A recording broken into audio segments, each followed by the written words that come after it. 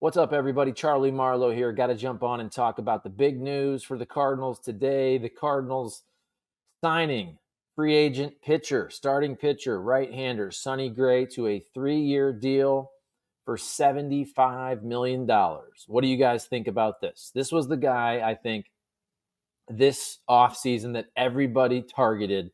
He just feels like a St. Louis Cardinal for whatever reason. Well, for a lot of reasons. Age, term of the deal, a guy who probably will fit in well in St. Louis with the Cardinals, a guy who would want to be here, maybe didn't really fit that New York Yankees big city type situation, but really pitched well with the Minnesota Twins, obviously been with the Reds, been with the A's, and now your next starting pitcher for the St. Louis Cardinals. Fair to say your best starting pitcher. I don't think he's a one. I don't think. Well, is he an ace? I mean, look, man, he finished second. He finished second in the Cy Young last year. So in saying he's not a one, right when I say that, okay, he's not a one. Well, he finished second in the freaking Cy Young Award last year. Definitely at minimum a solid two. But again, it's funny when I just said that. Oh, is he a one? Well, hell, he finished second in the freaking Cy Young last year. Let's look at his numbers with the Minnesota Twins. 8-8 record, made 32 starts, 2.79 ERA, 184 innings pitched, 183 strikeouts. So right there, about one strikeout per inning.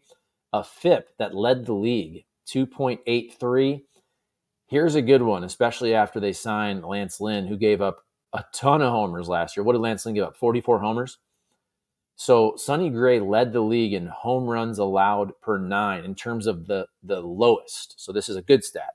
Only allowed 8 home runs last year in 184 innings pitched. So 0.4 home runs per 9 innings.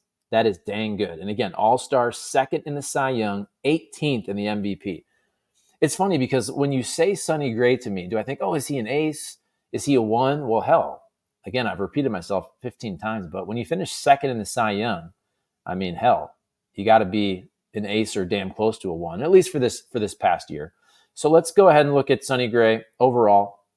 He's 34 years old, just turned 34 earlier this month, and 11 years in the big leagues. Career record 98 and 85, 3.47 career ERA, 1,571 career innings, 1,521 career strikeouts. So again, almost one per innings pitched, and had his best years the last couple with the Minnesota Twins by far. 2.90 ERA with the Twins over 2 seasons. Only threw 119 and 2/3 innings last year. This is 2022, I'm saying, in 24 starts.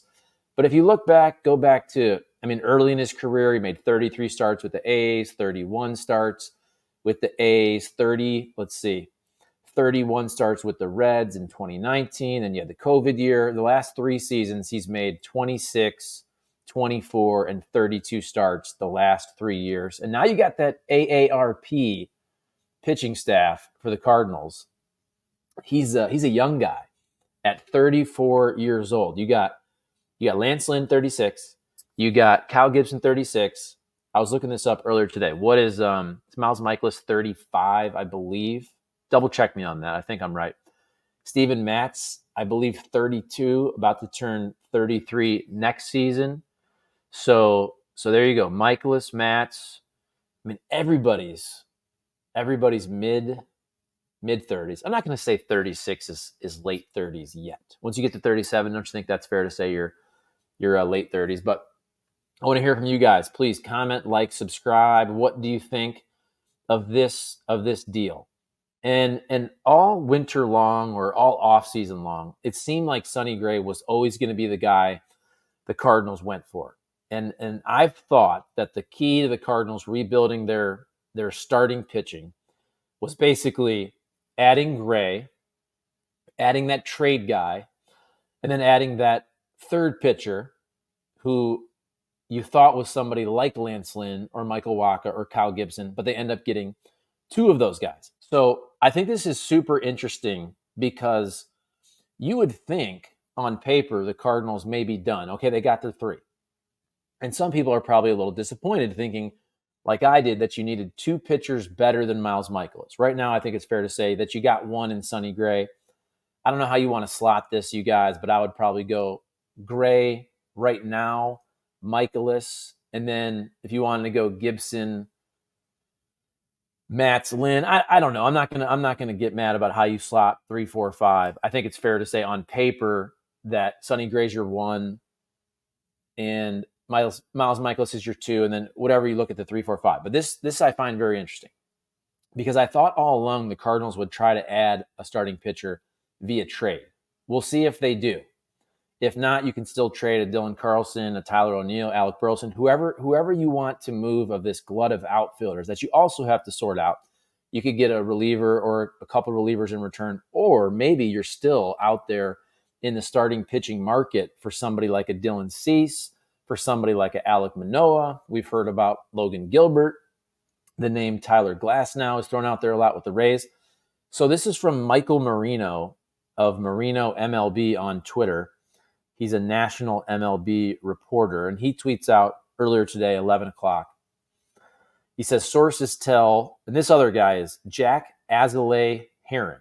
He's a freelance MLB reporter from New York. He manages a site called MLB Nerds, okay? So anyway, this Michael Marino says, sources tell Jack Azalea Heron and myself that the Cardinals have made teams interested in adding starting pitching, aware that left-handed pitcher Steven Matz is available via trade. Matz signed a 4-year, $44 million contract with St. Louis before the 2022 season. So that's from Michael Marino. And then this gentleman, Jack Azalea Heron, and I'm not sure if I'm pronouncing that correctly, but so he says also the Cardinals have been aggressively shopped. He meant to say shopping. So the Cardinals have been aggressively shopping left-handed pitcher Steven Matz. Sources tell MLB Nerds and Marino MLB. Matz recently signed the 4-year, $44 million deal prior to the 2022 season. Very, very interesting because, look, you can say what you want about Steven Matz, but when you see what the Cardinals signed Lance Lynn and Kyle Gibson for, we're talking 1-year deals for what? 10, 12 million with the buyout, with the option, whatever it is. So $23 million combined.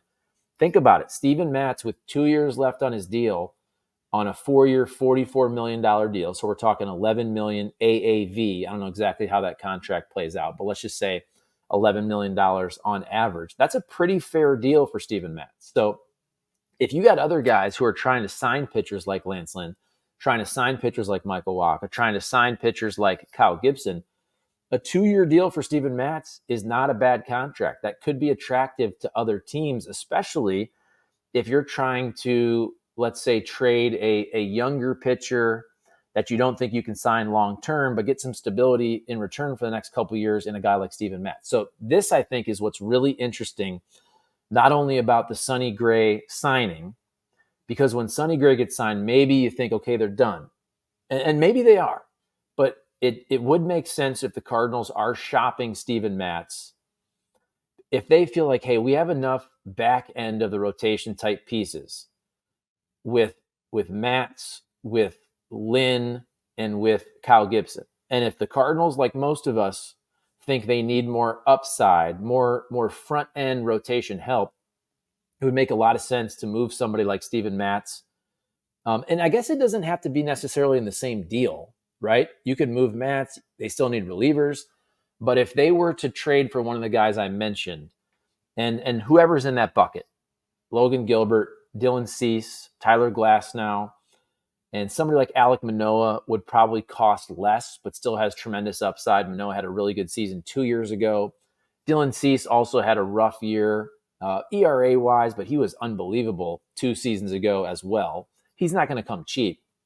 But the point is more so, just because the Cardinals have acquired 3 pitchers all via free agency, it doesn't seem like they're done at least seeing what else is out there.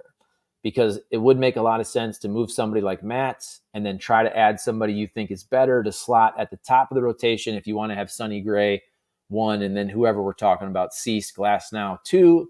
Doesn't that make the whole starting rotation feel a whole lot better if Miles Michaelis is your 3?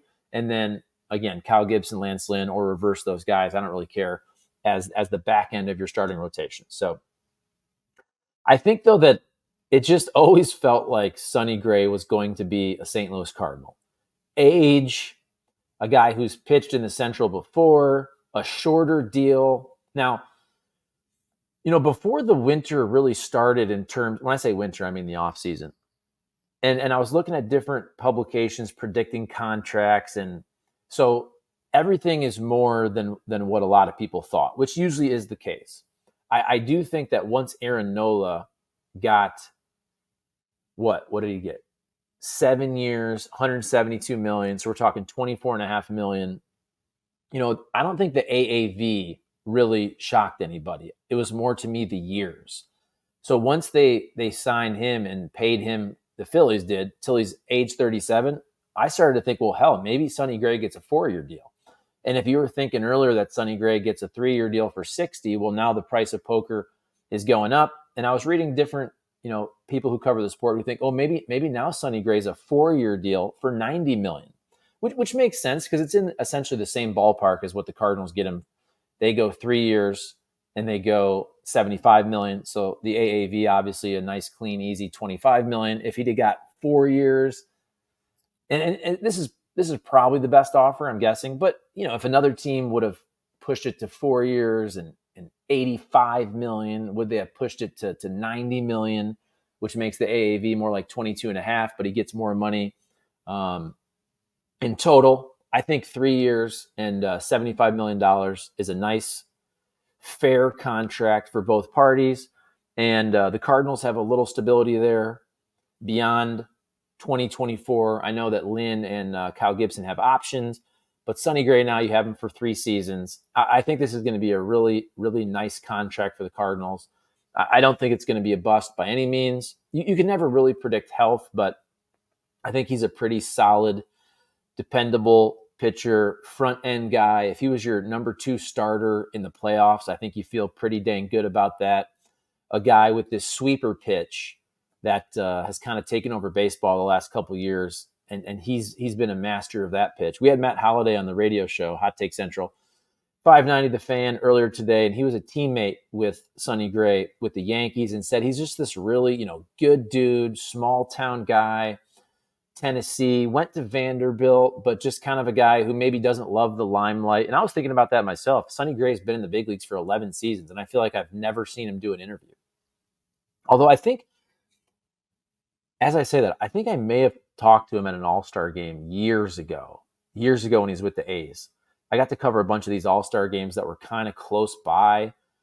There was one in Minnesota you could drive to. There was one in Kansas City. I got to cover one in Cleveland. So I don't remember the year. I think I may have talked to Sonny Gray years ago at one of those media availabilities. But that just goes to show you, I can't even remember. So he's just one of those quiet, soft-spoken guys, likes to pitch, likes to play baseball, doesn't like to do all the extra stuff, which I think fits in really well with the St. Louis Cardinals. And we always joke about that. Like, oh, he feels like a Cardinal. It's usually a boring guy who's in his mid-30s, a family man. Well, look, sometimes the slipper fits, and that is the case with Sonny Gray. So I didn't want to make this one super long.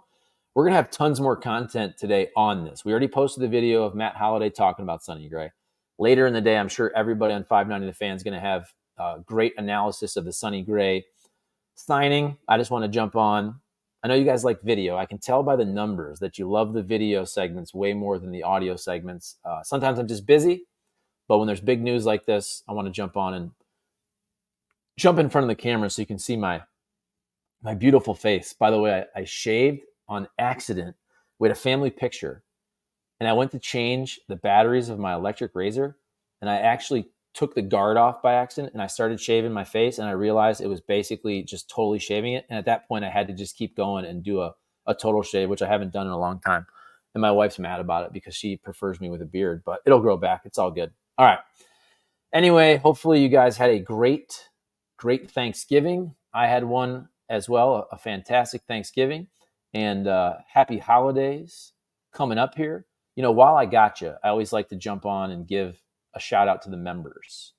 Okay. Member shout out. And by the way, premium members, I'm going to give you your video coming up here before the month ends. But members, our premium members, Is it gay or it's GEI2Z? Gay or G2Z, whatever. Anyway, thank you. Ken Phelan, thank you. We got our medium member, Mother Goose, my guy. He's always commenting. And then all of our other members, John Helmick just started. You got Bird Chatter Baseball. You got Bobby the Handsome Guy Johnson. You got Charles Wagner. You got Michael Hawkins. You got my guy Stevie Reed, SMFR, the podcast, and our original member, Bryn Gillespie. Thank you to all you guys. But hey, you don't have to be a member. You can be a member. It's all good. Look, YouTube, I know there's a lot of ads, but like we're not trying to sell you a bunch of stuff. I mean, the ads are, don't get me wrong, but I'm not asking you to buy a bunch of stuff. All you gotta do is watch a couple ads, and it's Cyber Monday anyway. It's the season, right? You're probably gonna need to buy Christmas presents anyway. So I'm sure these targeted ads, which are in your brain, are gonna target some great products that you're interested in because they know your search history, they know your Google history, and all that. Okay, all right, I'll shut up. Sonny Gray, 3 years, $75 million. Are the Cardinals done? Is Steven Matz going to be traded and they're going to upgrade again? What do you guys think? Comment, like, subscribe. And I want to know your opinion on this. I've already got a bunch of them, but throw me your comments. What do you think of the Sonny Gray deal? Just feels like a Cardinal. Sonny Gray now a member of the St. Louis Cardinals. All right, guys, have a good one. Peace out. We'll see you soon. I'll jump on again as soon as there's some more Cardinal news, even if it's like a reliever. I'm going to jump on here because this is a good season for content. Those ad rates during Christmas, pretty good. All right, see you guys.